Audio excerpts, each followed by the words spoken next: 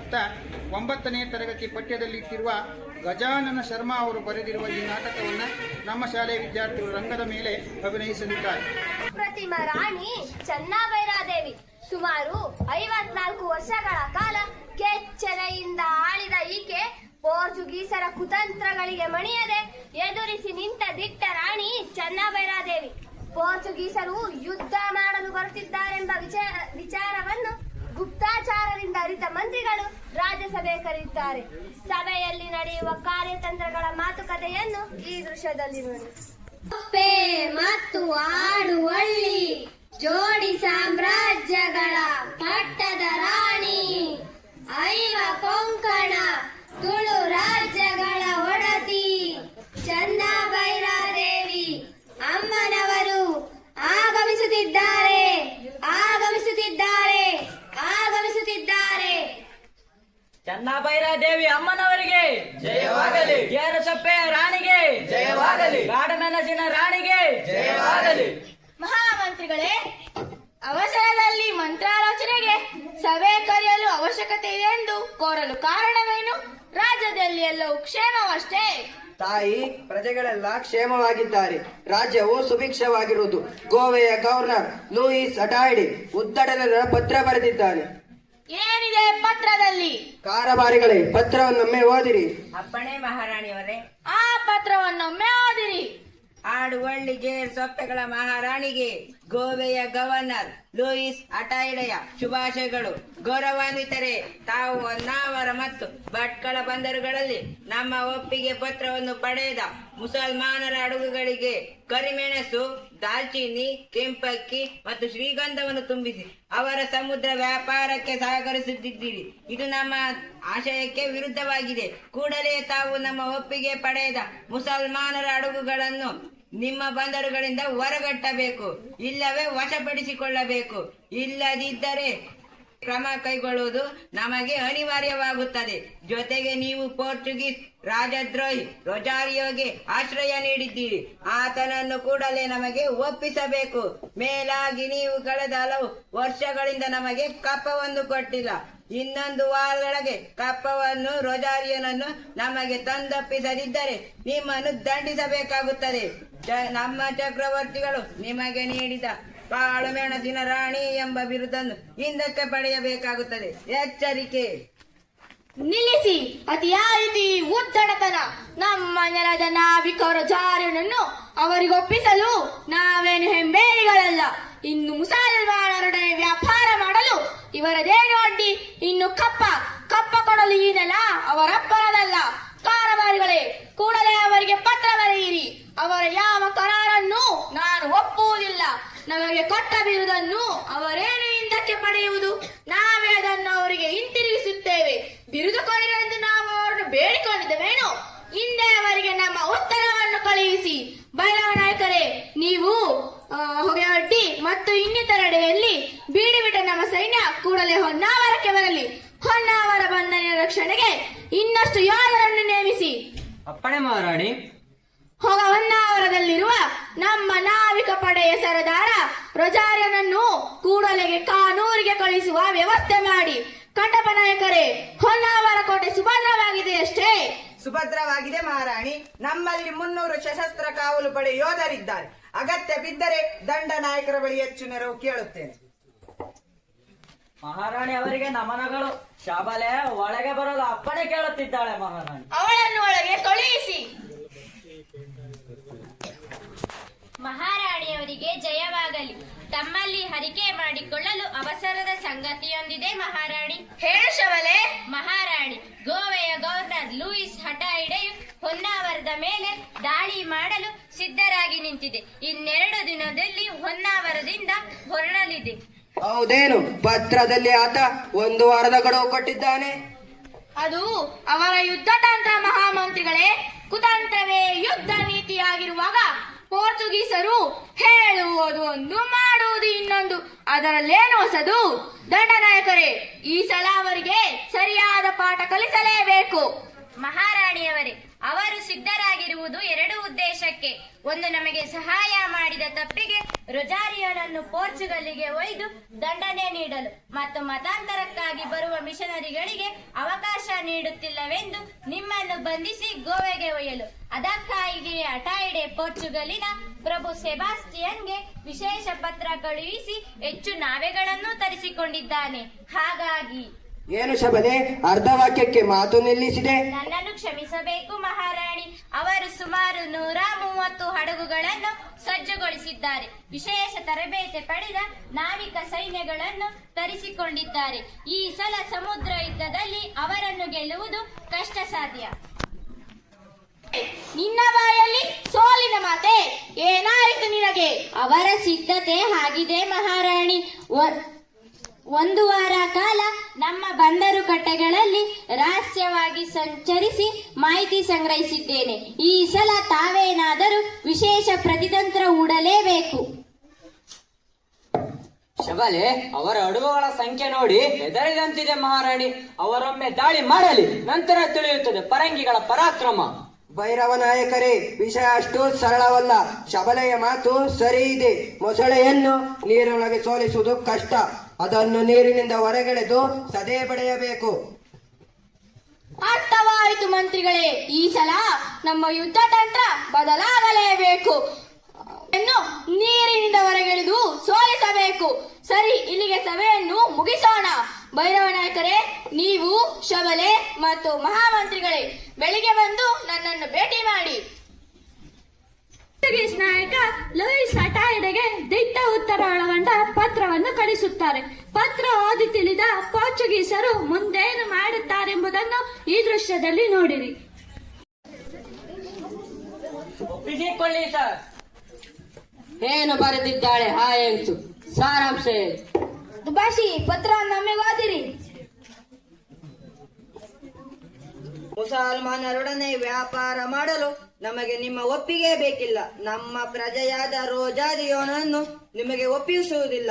ಇನ್ನು ಕೊಟ್ಟ ಬಿರುದನ್ನು ಕೊಡರೆಂದು ನಾವೇ ನಿಮ್ಮ ಬಳಿ ಬಂದು ಕೇಳಲಿಲ್ಲ. ಇದೋ ಹಿಂದಿರುಗಿಸುತ್ತಿದ್ದೇನೆ.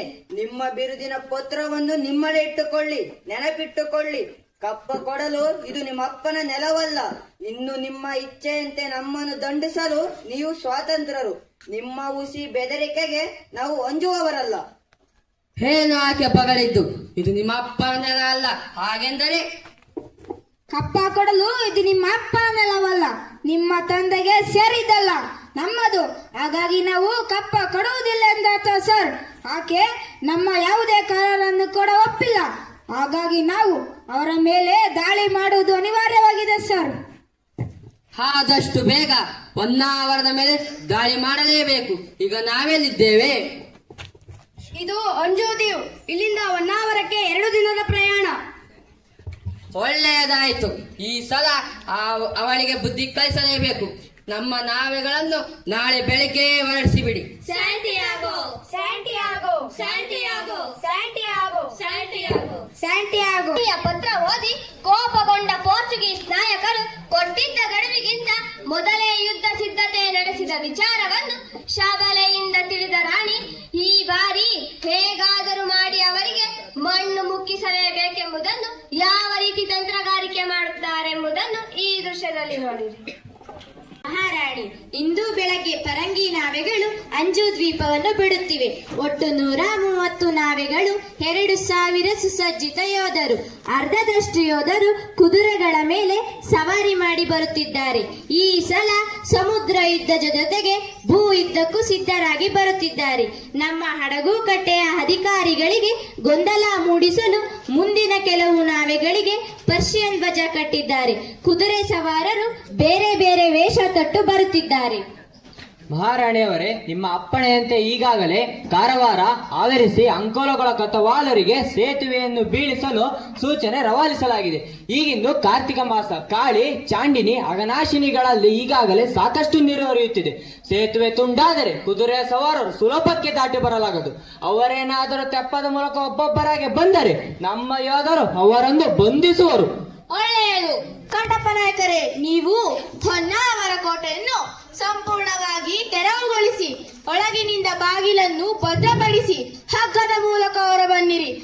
ಸಜ್ಜಿತ ಸೈನಿಕರ ಮೂಲಕ ಪಿರಂಗಿಗಳು ಮೇಲೆ ಬರದಂತೆ ಸಾಧ್ಯವಾದ ಮಟ್ಟಿಗೆ ತಡೆಯಿರಿ. ಅವರ ಪಿರಂಗಿಗಳಿಗೆ ನಮ್ಮವರು ಸಿಗದಂತೆ ಎಚ್ಚರ ವಹಿಸಿ.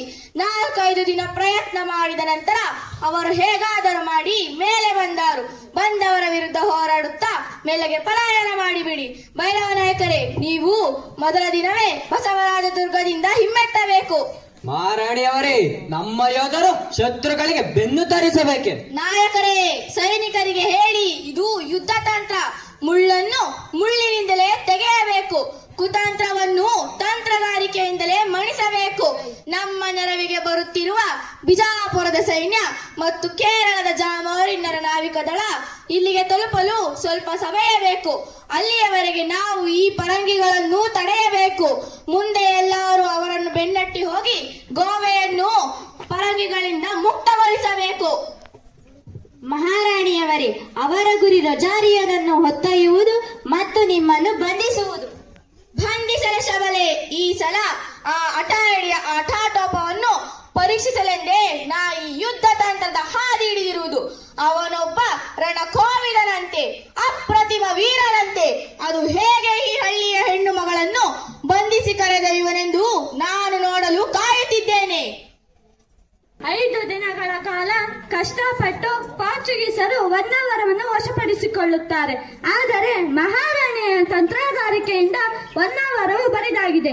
ಇದೇ ಸಮಯಕ್ಕೆ ಮಹಾರಾಣಿಯ ರಾಯಭಾರಿಯಾದ ಕಂಠಪ್ಪ ನಾಯಕನ ಮೂಲಕ ಪತ್ರವನ್ನು ಕಳಿಸುತ್ತಾರೆ. ಮುಂದೆ ಗವರ್ನರ್ ಸರ್, ಆ ದುಷ್ಟ ಹೆಂಗಸು ಮೊದಲ ದಿನ ಬಸವರಾಜ ದುರ್ಗದಲ್ಲಿ ವಂಚಿಸಿದಂತೆ ಈ ಹೊನ್ನಾವರ ಕೋಟೆಯಲ್ಲಿ ನಮ್ಮನ್ನು ಮೋಸಗೊಳಿಸಿದ್ದಾಳೆ.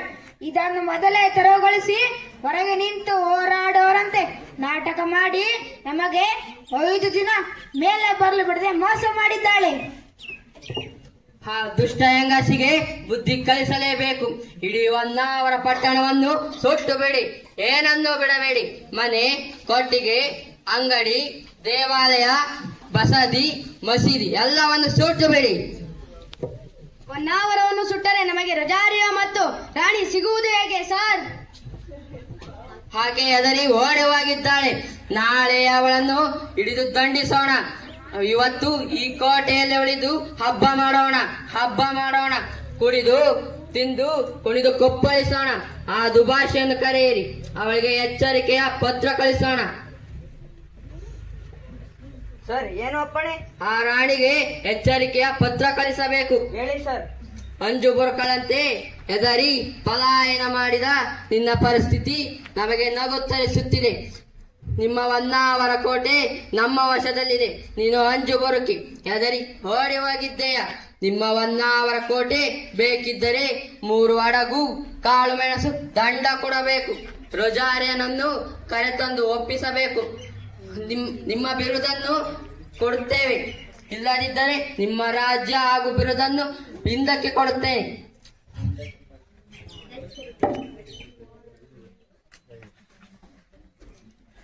ಗೋವೆಯ ಗವರ್ನರ್ ಲೂಯಿಸ್ ಅಟಾಯಡೆ, ಈ ಪತ್ರವನ್ನು ನಮಗೆ ಸಿಕ್ಕಿಬಿದ್ದಿರುವ ಸೈನಿಕನ ಮೂಲಕ ಕಳುಹಿಸಿಕೊಡಿ. ಸರ್, ನಾಳೆ ನವೆಂಬರ್ 25 ಸೇಂಟ್ ಕ್ಯಾಥರಿನ್ ಉತ್ಸವ. ನಾವು ಈ ಕೋಟೆ ಒಳಗೆ ಉಳಿದುಕೊಂಡು ಉತ್ಸವವನ್ನು ಆಚರಿಸೋಣ. ನಮ್ಮ ಲೆಫ್ಟಿನೆಂಟ್ ಜಾರ್ಡೆ ಮೋರಾನನ್ನು ಈ ಹೊನ್ನಾವರ ಕೋಟೆ ಕ್ಯಾಪ್ಟನ್ ಆಗಿ ನೇಮಿಸೋಣ. Santiago Santiago Santiago Santiago Santiago Santiago. Governor sir, Maharani Chennabhairadevi ಅಮ್ಮನವರು ಸಾಮ್ರಾಜ್ಯದ ಭಿಕ್ಷೆ ಬೇಡುವ ಪತ್ರ. ರೈನಾದ ಪೆಮೆಂಟ ನಮಗೆ ಎದರಿ ಓಡಿ ಹೋದ ಕರಿಗಣಸಿನ ರಾಣಿ. ಮೊದಲು ಪತ್ರವಾದಿ ಆನಂದಿಸೋಣ. ಇದು ನಮಗೆ ಬಹಳ ಸಂತೋಷದ ಸಮಯ. ನಿಲ್ಲು, ಇದನ್ನು ಓದುವ ಖುಷಿ ನನ್ನದು. ಗೆದ್ದೆನೆಂದು ಬೀಗುತ್ತಿರುವ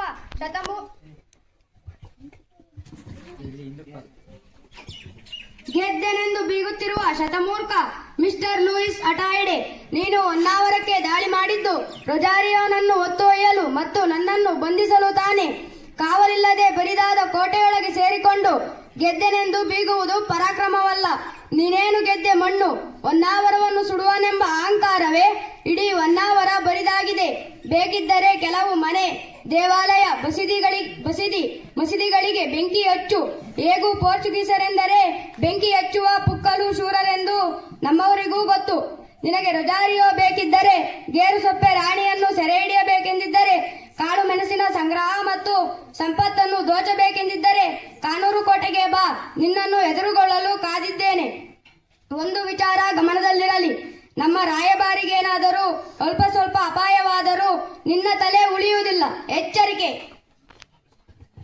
ಅವಳು ದುಷ್ಟ ಹೆಂಗಸು, ಮಾಟಗಾತಿ, ಮೋಸಗಾತಿ. ಅವಳನ್ನು ಸುಮ್ಮನೆ ಬಿಡುವುದಿಲ್ಲ. ಈ ರಾಯಭಾರಿಯನ್ನು ಸುಟ್ಟು ಬಿಡುತ್ತೇನೆ. ಬೇಡಿ ಸರ್. ಬಿಳಿ ಬಾಟ್ ಹಿಡಿದು ಬಂದ ರಾಯಭಾರಿಯನ್ನು ಕೊಲ್ಲಬಾರದು. ಬೇಕಾದರೆ ಇಲ್ಲೇ ಬಂಧಿಸೋಣ. ನಮಗೆ ನಾಳೆ ಕಾನೂರು ಕೋಟೆಗೆ ದಾರಿ ತೋರಿಸಲು ಬೇಕಾಗುತ್ತಾನೆ. ಹೌದು, ನಾಳೆ ಆ ರಾಣಿಯನ್ನು ದಂಡಿಸೋಣ. ಇವನನ್ನು ನನ್ನ ಕಣ್ಣೆದುರಿಂದ ಆಚೆ ಕರೆದೊಯ್ಯಿರಿ.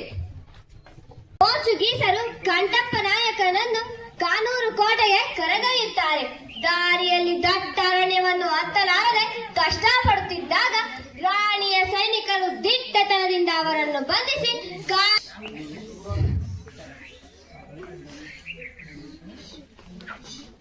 ಕಂಠಪ್ಪ, ನೀನು ಕರೆದೊಯ್ಯುತ್ತಿರುವ ಮಾರ್ಗ ಸರಿ ಇದೆ ತಾನೆ?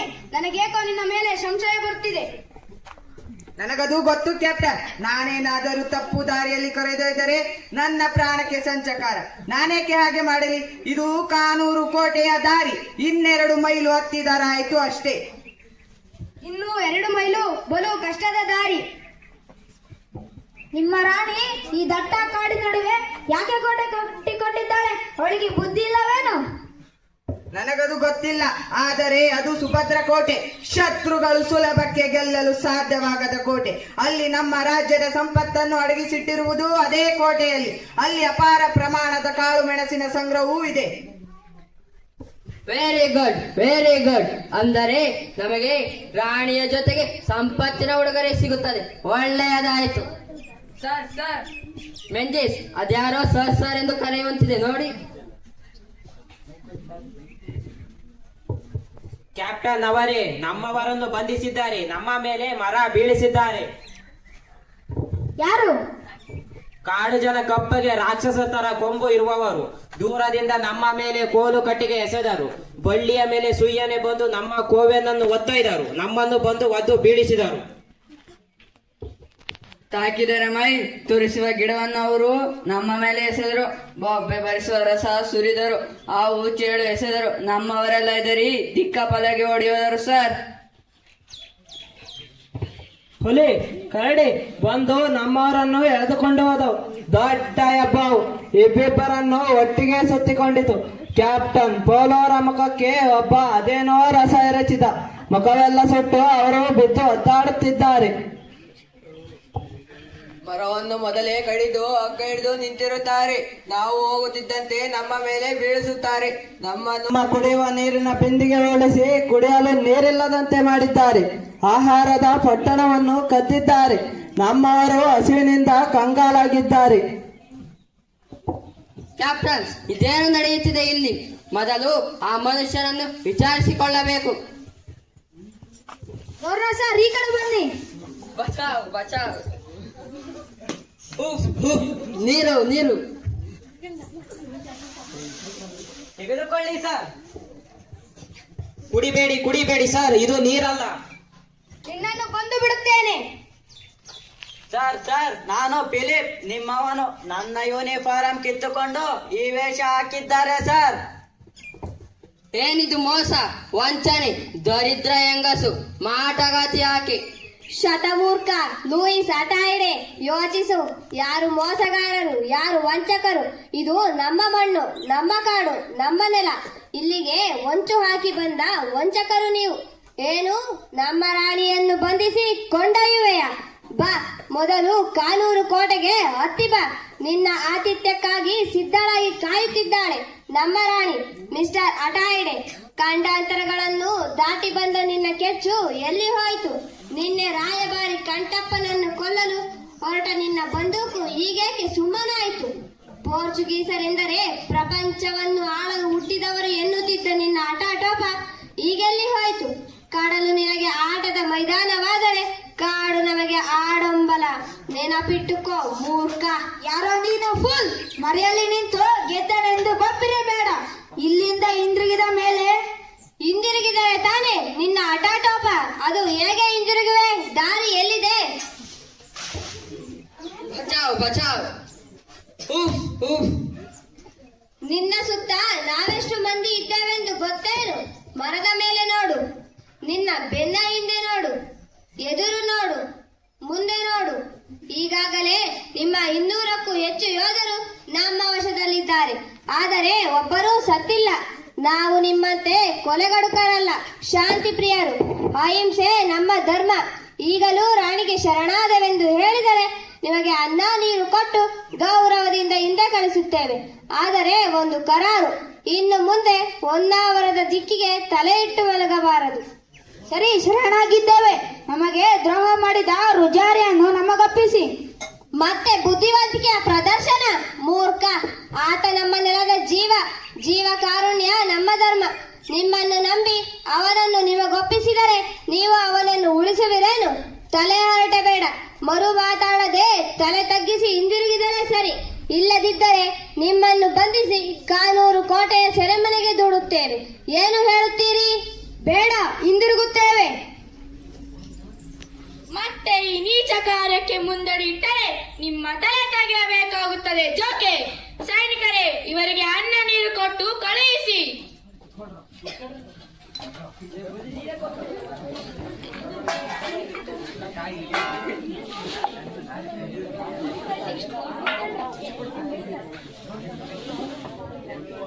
ಸೊಪ್ಪೆ ರಾಣಿಗೆ ಜಯವಾಗಲಿ.